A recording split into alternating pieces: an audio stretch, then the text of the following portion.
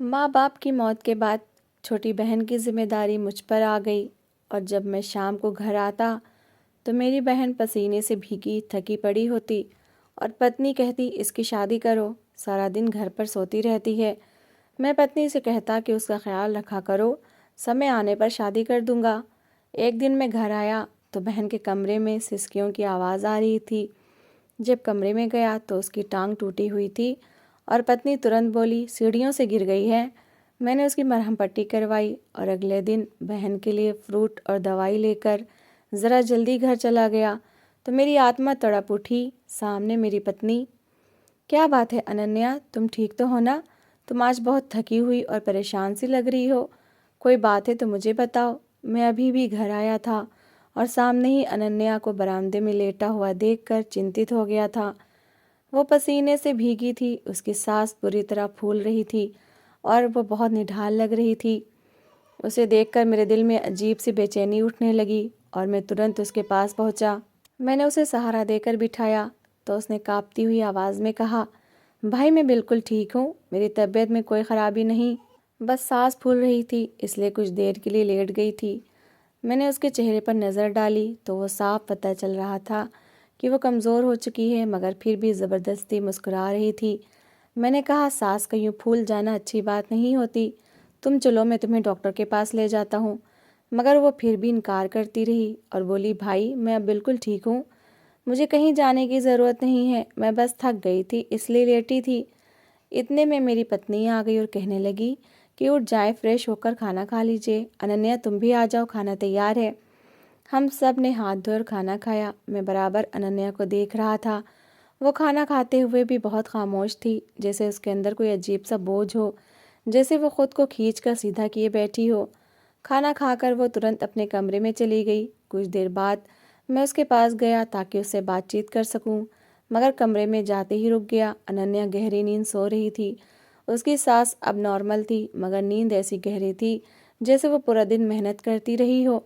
उसके चेहरे पर अजीब सी थकान जमी हुई थी। मैंने खामोशी से लाइट बंद की, कंबल उस पर डाला और कमरे से बाहर आ गया। जब मैं अपने कमरे में आया तो मेरी पत्नी शायद मेरा ही इंतज़ार कर रही थी। मैं बैठा तो वो तुरंत बोल उठी, आप अनन्या के लिए कोई रिश्ता क्यों नहीं देखते? मैंने हैरत से उसकी ओर देखा और कहा, हम अभी से उसके लिए रिश्ता क्यों देखें? वो अभी सिर्फ 17 साल की है, अभी इसकी उम्र ही क्या है कि मैं उसकी शादी की चिंता में लग जाऊं। मगर पत्नी ने तुरंत जवाब दिया कि आपकी बहन मुझ पर बोझ बनती जा रही है।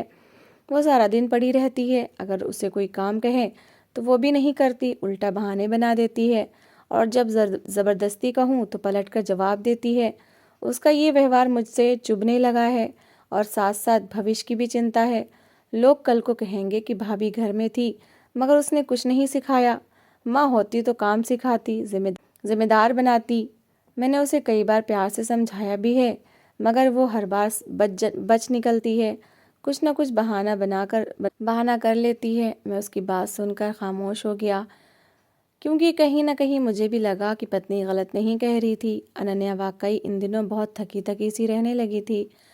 वो पहले ऐसी नहीं थी, वो हंसी खुशी घर के कामों में हाथ हाथ बटाती थी, हंसती थी, बातें करती थी, मगर अब उसका पूरा शरीर जैसे बुझ गया था। मुझे एक पल को ख्याल आया, कहीं वो अंदर ही अंदर किसी दुख से तो नहीं गुजर रही, कहीं उसे कोई बीमारी तो नहीं लग गई। मगर फिर वो हर बार कह देती कि मैं ठीक हूँ।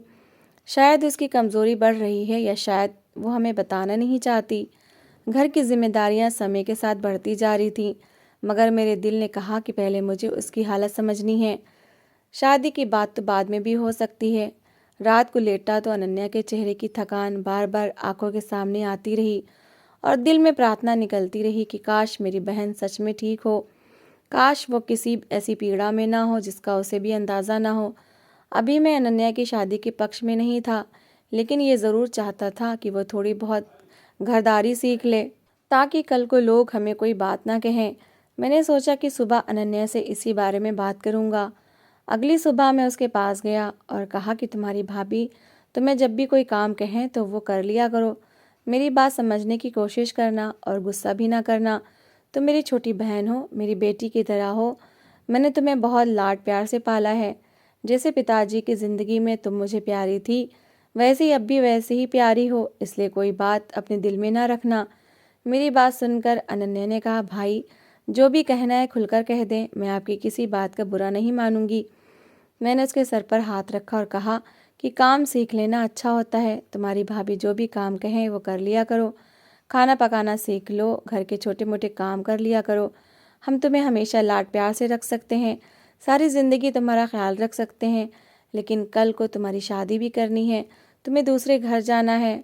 वहाँ जाकर अगर तुम्हें कोई मुश्किल आ गई तो मुझे तुमसे ज़्यादा दुख होगा। मेरी बात सुनकर अनन्या ने अजीब सी नज़रों से मेरी ओर देखा, जैसे वो कुछ कहना चाहती हो, लेकिन रुक गई। फिर उसने कहा, ठीक है भाई, जैसा आप कह रहे हैं मैं वैसे ही करूँगी। उसकी बात सुनकर मैं संतुष्ट हो गया। थोड़ी देर इधर उधर की बातें करने के बाद मैं काम पर चला गया। शाम को जब वापस आया तो अनन्या का वही हाल था। वो बरामदे में उसी तरह थकी पड़ी थी। उसकी सांस फूली हुई थी, चेहरा पसीने से तर था। मुझे लगा शायद उसने आज ज़्यादा काम किया होगा, इसलिए थक गई है। इतने में फिर मेरी पत्नी ने खाना खाने के लिए बुला लिया। हमने खाना खाया और अनन्या एक बार फिर अपने कमरे में जाकर सो गई। मुझे उससे बात करने का मौका ही नहीं मिला। उसके बाद अनन्या का व्यवहार अजीब होने लगा। जो पहले मेरे साथ बैठकर थोड़ी बहुत बातें कर लिया करती थी, वो भी करना छोड़ दी। मैं हैरान होने लगा। मुझे समझ नहीं आ रहा था कि अनन्या को क्या हो रहा है। वो मुझसे नज़रें चुराने लगी थी, जैसे कोई बात छुपा रही हो, जैसे वो अंदर ही अंदर किसी तकलीफ का सामना कर रही हो, मगर ज़बान पर लाने से डर रही हो। अनन्या मेरी इकलौती बहन थी, मुझसे 8 साल छोटी और बहुत लाडली। मेरे सारे ददियाल वाले प्रार्थना करते थे कि मेरी माँ के घर एक और बेटा पैदा हो जाए ताकि बेटों की जोड़ी बन जाए, मगर मैं चुपके चुपके यही प्रार्थना करता था कि भगवान मुझे बहन दे जिसके नाज नखरे में उठाऊं, जिसे मैं अपने हाथों से संभालूं। भगवान ने मेरी प्रार्थना सुन ली और वो दिन मुझे आज भी याद है जब पहली बार मैंने अनन्या को गोद में उठाया था। मैंने उसका नाम रखा था। वो बचपन से ही मुझसे बहुत लगती थी। मैं उसे गली मोहल्ले में उठाकर घूमता फिर रहा था। कोई बच्चा उसके करीब आने से पहले भी 100 बार सोचता था, क्योंकि अनन्या मेरे साथ होती तो मैं उसे किसी चीज़ से डरने नहीं देता था। उसकी आंखों में हमेशा मेरे लिए एक अजीब सा विश्वास रहता था। समय गुजरता गया, अनन्या बड़ी होती गई, मगर उसका बचपन और मासूमियत वैसी ही रही। उसे कभी घर के कामों की ओर ज़्यादा रुचि नहीं रही, मगर उसकी हंसी मजाक घर में रौनक थी। उसकी हंसी से घर में रौनक थी। उसके बिना घर सुनसान लगता था। मगर अब कुछ दिनों से वो बदलने लगी थी। वो खामोश रहने लगी थी, खाना भी कम कर दिया था, चेहरे पर अजीब सी थकान रहने लगी थी। मैं कई बार सोचता कि उसे डॉक्टर के पास ले जाऊं, मगर वो हर बार टाल देती थी और कहती थी कि मुझे कुछ नहीं हुआ, मैं ठीक हूँ। लेकिन मुझे लग रहा था कि बात इतनी सादा नहीं थी। मुझे लगने लगा कि शायद वो कोई बात छुपा रही है, शायद उसे कोई ऐसा दुख है जिसे वो बताना नहीं चाहती। एक दिन मैंने इरादा कर लिया कि आज चाहे वो माने या न माने, मैं उसे डॉक्टर के पास ज़रूर लेकर जाऊंगा। लेकिन उस दिन एक ऐसी बात सामने आई जिसने मेरे पैरों के नीचे से ज़मीन ही खींच ली। उसने मेरे दिल को ऐसे हिलाकर रख दिया कि मुझे लगा मेरी सारी खुशियाँ एक पल में बिखर गई हैं। जब मैं अनन्या के कमरे में गया तो वो बिस्तर पर नहीं थी। मैंने उसे आवाज़ दी, मगर कोई जवाब न मिला। मैंने हर कमरा छान मारा। आखिरकार मैंने उसे बरामदे के कोने में बैठे देखा। वो ज़मीन पर झुककर किसी दर्द के मारे बुरी तरह से दोहरी हुई बैठी थी। उसके हाथ काँप रहे थे, उसके चेहरे का रंग उड़ा हुआ था। वो मुझे देखकर चौंक गई और जल्दी से सीधी होकर बैठ गई, जैसे वो अपना दर्द मुझसे छुपाना चाह रही हो। मेरे दिल में बेचैनी होने लगी। मैं उसके पास दौड़कर गया और उसके कंधे पकड़कर कहा, अनन्या, ये क्या हो रहा है? तुम क्या छुपा रही हो? अनन्या ने एक पल के लिए मेरी ओर देखा। उसकी आंखों में आंसू थे, मगर उसने फिर भी कहा कि मैं ठीक हूँ भाई, बस चक्कर आ गया था। मैंने उसके हाथ थामकर कहा, नहीं, कुछ न कुछ ज़रूर है। अब तो मुझसे सच कहो, वरना मैं अभी इसी समय तुम्हें डॉक्टर के पास ले जाऊंगा।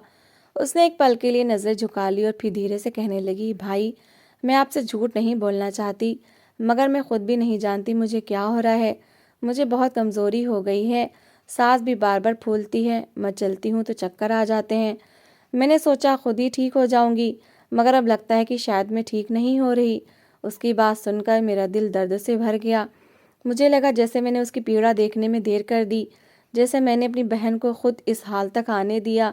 मैंने फैसला कर लिया कि आज ही उसे डॉक्टर के पास लेकर जाऊंगा, चाहे वो राज़ी हो या ना हो, क्योंकि अब मैं उसकी ये हालत और नहीं देख सकता था। मुझे लगा कि शायद यही वो पल था जब मुझे उसके लिए कुछ करना था, वरना शायद बहुत देर हो जाती। शहर के बड़े डॉक्टर के पास 3 दिन बाद का अपॉइंटमेंट मिला था। मैंने अनन्या से कह दिया था कि समय पर तैयार रहना, मैं तुम्हें डॉक्टर के पास ले चलूँगा। अनन्या ने उस बात में सर हिला दिया। एक दिन मैं काम से घर वापस आया तो पूरे घर में सन्नाटा छाया हुआ था, जबकि दबी दबी सिसकियों की आवाज़ अनन्या के कमरे से आ रही थी। मुझे उसकी बहुत ज़्यादा चिंता हुई तो मैं उसके कमरे की ओर बढ़ गया। जैसे ही दरवाज़ा खोलकर कमरे के अंदर गया तो मेरे होश उड़ गए। अपनी आंखों पर विश्वास नहीं आया। अनन्या बेड पर बैठी हुई थी और बुरी तरह से रो रही थी। दोनों हाथ चेहरे पर रखे हुए थे और अपनी चीखों को दबाने की कोशिश कर रही थी, जबकि मेरी पत्नी उसके पास खड़ी थी और उसने सर पर हाथ रखे हुए थी। चेहरे के भाव बहुत पीड़ा वाले थे। मैं तुरंत आके बढ़ा और कहा कि क्या हुआ अनन्या, क्यों रो रही हो? इससे पहले कि वो कोई जवाब देती, मेरी नज़र उसके पैर पर पड़ी और मेरा दिल धक से रह गया। अनन्या की टांग टूटी हुई थी, शायद पीड़ा के कारण वो इतना ज़्यादा रो रही थी। मेरे दिल पर जैसे किसी ने छुरी चला दी हो। मैंने तुरंत अनन्या से पूछा, ये क्या हुआ? तुम्हारी टांग कैसे टूटी? तब मेरी पत्नी तुरंत बोली, आज सीढ़ियों से गिर गई है, इस कारण से पैर की हड्डी टूट गई है। मैंने गुस्से से अपनी पत्नी की ओर देखा और कहा, अगर उसकी टांग टूट गई थी और तुम उसकी तकलीफ देख रही थी तो मुझे फ़ोन कर देती, मैं जल्दी घर आ जाता, हम उसे डॉक्टर के पास ले जाते। कब हुआ ये? तब मेरी पत्नी फ़ौरन बोली, अभी अभी गिरी है। मैं उसे उठाकर कमरे तक लाई थी और देख रही थी कहाँ चोट लगी है, और आप आ गए। मैंने कहा, ये इस समय छत पर क्या करने गई थी जो सीढ़ियों से गिर गई? मेरी पत्नी कहने लगी, ये तो आप अनन्या से ही पूछें कि ये इस समय छत पर क्या करने गई थी। ये सुनते ही अनन्या घबरा गई और बोली, मैं कपड़े उतारने गई थी। मैं तुरंत उसे डॉक्टर के पास ले गया। डॉक्टर ने उसके पैर पर प्लास्टर चढ़ा दिया था और दर्द की दवाएं भी दे दी थी। मैं उसे घर ले आया। दर्द की दवा खाने के बाद अनन्या सो गई थी। शुक्र है उसकी हड्डी में सिर्फ बाल पड़ा था, पूरी तरह नहीं टूटी थी। डॉक्टर ने कहा था कि 1 महीने का बेड रेस्ट करेगी तो ठीक हो जाएगी।